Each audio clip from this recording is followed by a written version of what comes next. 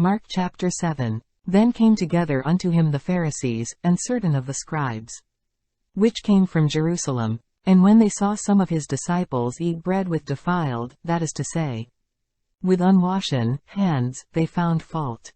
For the Pharisees, and all the Jews, except they wash their hands oft, eat not, holding the tradition of the elders. And when they come from the market, except they wash, they eat not. And many other things there be, which they have received to hold, as the washing of cups, and pots, brasen vessels, and of tables. Then the Pharisees and scribes asked him, Why walk not thy disciples according to the tradition of the elders, but eat bread with unwashen hands? He answered and said unto them, Well hath Esaias prophesied of you hypocrites. As it is written, This people honoureth me with their lips, but their heart is far from me. Howbeit in vain do they worship me, teaching for doctrines the commandments of men. For laying aside the commandment of God, ye hold the tradition of men, as the washing of pots and cups. And many other such like things ye do. And he said unto them, Full well. Ye reject the commandment of God, that ye may keep your own tradition. For Moses said, Honor thy father and thy mother. And, whoso curseth father or mother, let him die the death. But ye say, If a man shall say to his father or mother, It is Corban, that is to say, a gift, by whatsoever thou mightest be profited by me he shall be free.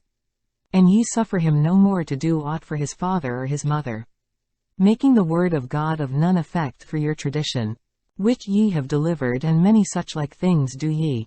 And when he had called all the people unto him, he said unto them, Hearken unto me every one of you, and understand. There is nothing from without a man, that entering into him can defile him. But the things which come out of him, those are they that defile the man. If any man have ears to hear, let him hear. And when he was entered into the house from the people, his disciples asked him concerning the parable. And he saith unto them, Are ye so without understanding also? Do ye not perceive, that whatsoever thing from without entereth into the man, it cannot defile him, because it entereth not into his heart, but into the belly, and goeth out into the draught, purging all meats? And he said, That which cometh out of the man, that defileth the man.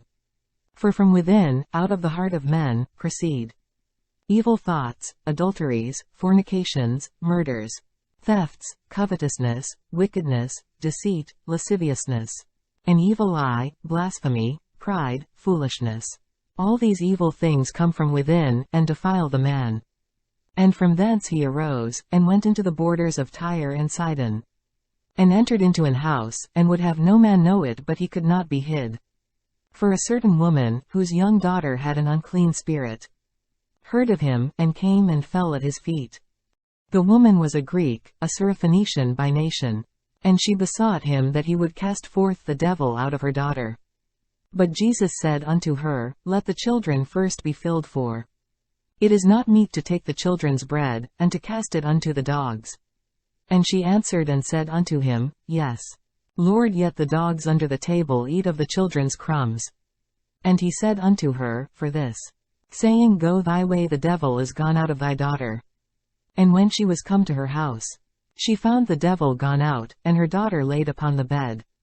And again, departing from the coasts of Tyre and Sidon, he came unto the sea of Galilee, through the midst of the coasts of Decapolis.